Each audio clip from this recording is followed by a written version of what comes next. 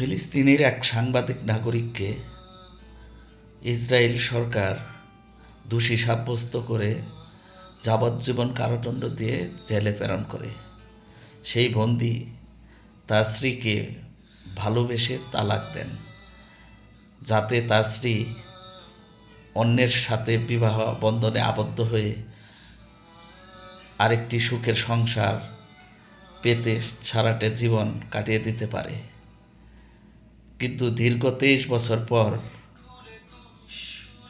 বন্দি বিনিময় চুক্তির মাধ্যমে ওই লোকটি ছাড়া পেয়ে দেশে ফেরেন। দেশে ফিরে দেখেন তার স্ত্রীও এখনো বিয়ে করেননি। তার ভালোবাসার প্রতিদান উনিও বিয়ে না করে দিয়েছেন। দীর্ঘ 23 বছর তার জন্য অপেক্ষা করেছেন, যাতে তার ভালোবাসার প্রতিদান দিতে পারে এবং দুইজনের এই মধুর মিলন দেখে সারা বিশ্বে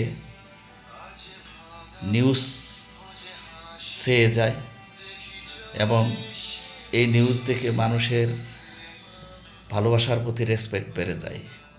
অথচ বাংলাদেশের ভালোবাসার চিত্র ভিন্ন।